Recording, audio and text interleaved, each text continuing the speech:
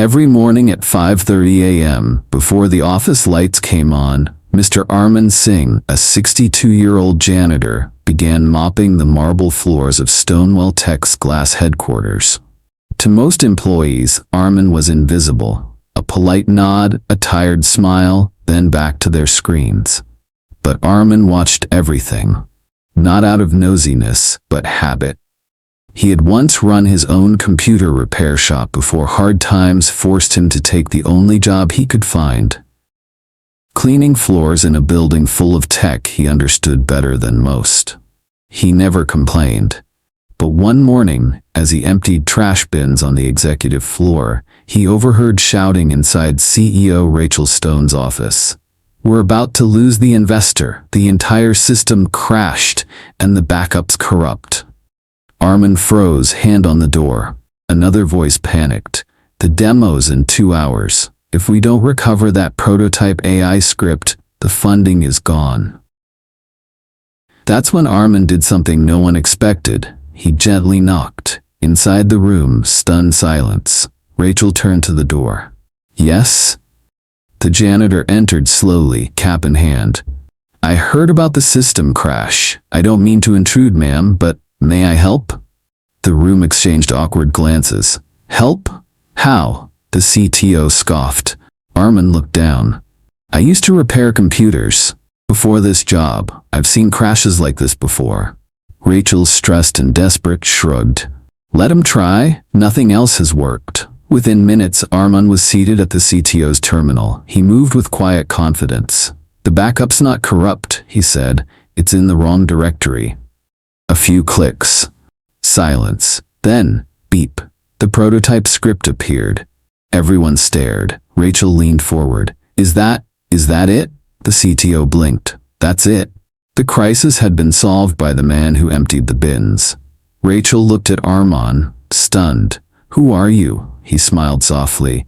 "Just the janitor, ma'am." Later that afternoon, after the demo succeeded and the investors confirmed full funding, Rachel called Arman into her office again. This time, no tension, just curiosity. "Arman, where did you learn that?" He explained how he ran a small tech shop overseas, then lost it when the market crashed. His wife passed away, and he moved to the US to support his son's education. Cleaning offices was all he could get with his visa status. Rachel sat in stunned silence. "All this time," she said softly, "you were walking past problems you could have solved."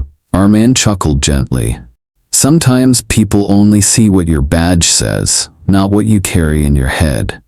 She leaned forward. "Would you consider coming back tomorrow as a consultant?" He hesitated. "I clean your floors, ma'am. I don't belong in your meetings." Rachel shook her head. "You belong in the room where people listen." Arman smiled, unsure. But for the first time in years, someone saw him for who he really was. By the end of the week, Arman had a new badge, this time labeled technical consultant. He kept wearing his same cap and lunchbox. But now executives greeted him by name. Interns asked for advice. Even the CTO shook his hand.